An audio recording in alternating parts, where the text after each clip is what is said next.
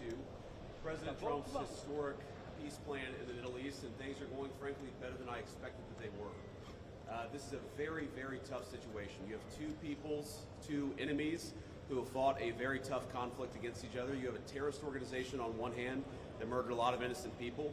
You've got an Israeli army that was defending itself on the other, that has learned a lot over the past couple of years. And of course, you have an innocent civilian population in Gaza that's caught in the middle.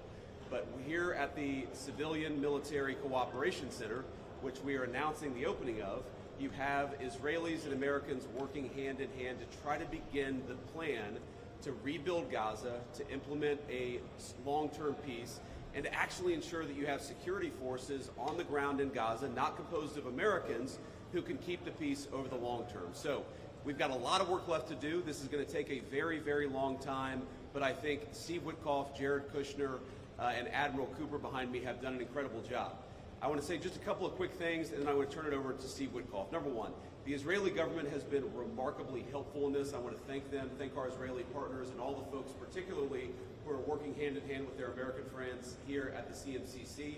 And number two, I want to say that there is this weird attitude I've sensed in the American media, in the Western media, where there's almost this desire to root for failure, that every time something bad happens, and every time that there's an act of violence, there's this inclination to say, oh, this is the end of the ceasefire, this is the end of the peace plan. It's not the end.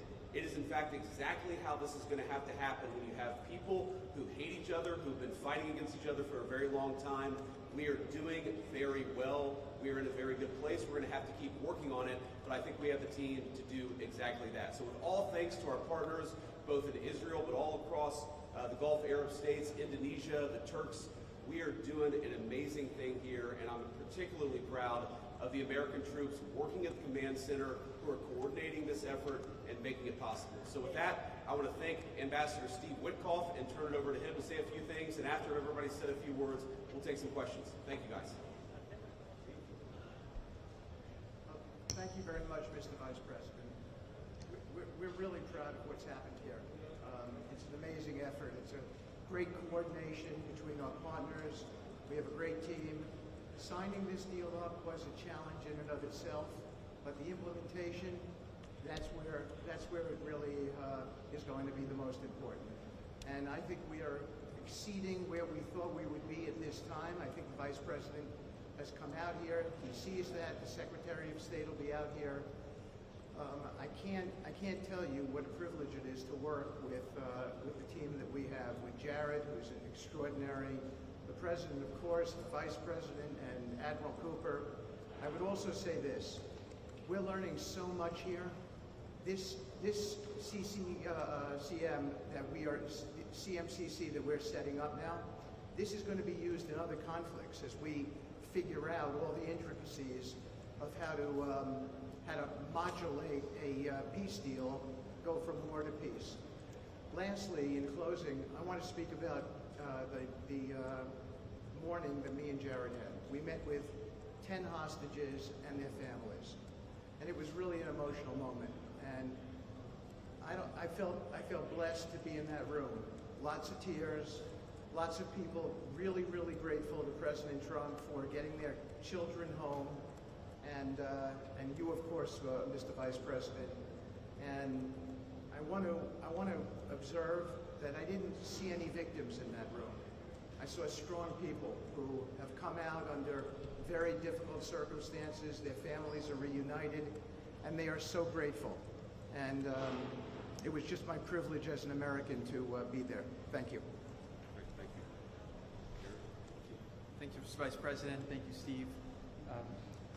First of all, we really appreciate your visit here. It's given a great boost of energy to everyone here, and your support through this whole effort has been really tremendous.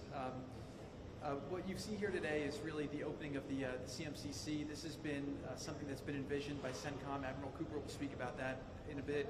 But we always knew that the deal that we were working on would kind of have two phases to it. The first phase was obviously getting the live hostages out. We're currently making progress on the hostages, the bodies that are still there. I think almost half are out now, and we had very good meetings with the Israelis. I know the Vice President's here to put a lot of effort into that today to hopefully make sure we can complete that mission in phase two. At the same time, the humanitarian aid, there's actually been surprisingly strong coordination between the United Nations and Israel, which is something that we've been able to help synthesize, get each other to air their concerns and to find out how we can do it better so that the aid reaches the people in Gaza and doesn't go into the wrong hands there. Finally, I'll say that there has already been a lot of efforts over the last years by really concerned people to think about what happens next in Gaza. And there's a lot of great things happening here. More will be released in the coming days, but the most important thing here is to figure out how you really get a good deconfliction coordination center. This really has been a startup. There's been a lot that's been done. It's amazing to think it's only been a week, but I actually, with the pace of work and the commitment of everybody, I think in a week from now you'll see even more progress. I want to echo what the Vice President said about how a lot of people are getting a little hysterical about different incursions one way or the other, but what we are seeing is that things are going in accordance. Both sides are transitioning from 2 years of very intense warfare to now a peacetime posture, and really thanks to Admiral Cooper, CENTCOM, and the CMCC to try to build that deconfliction mechanism in order to make sure that we can get to a proper de-escalation. We have some flags that we put up here. This is not fully representative of the countries that are here. It's happening very rapidly, that people are agreeing to come on board, agreeing to help. People really want to be a part of this, and it's just happening very, very quickly. So we'll try to continue to give the updates as it progresses, but really just thank you to the entire team here who's made all this possible. It's been a lot of sleepless nights, around the clock effort, and it's really been great coordination because everyone believes that it is possible to create something better in Gaza, and we have to believe it, we have to work hard for it, and if we all work hard to do that, then I do believe a great outcome is possible. Thanks, Sheriff. Admiral? Well, Mr. Vice President, thank you for joining us here today at the CMCC. Consistent with our Commander-in-Chief's direction, this facility will be the hub for the delivery of everything that goes into Gaza as we look to the future, delivering on the Commander-in-Chief's commitments. 200 of America's sons and daughters who wear the cloth of the nation have stepped up and are serving here. I just couldn't be prouder, and I know that you are as well. Thank you so much. Great. Thanks, Admiral. And gentlemen, we'll take a few questions now. Sir. Ladies and gentlemen, from the Times of Israel. I want to ask about the Turkish role. There's very concerned for Israeli Turkey. Turkey obviously has been a supporter of Hamas. What role will they have, and will they have troops that will be on the ground here or in the Gaza?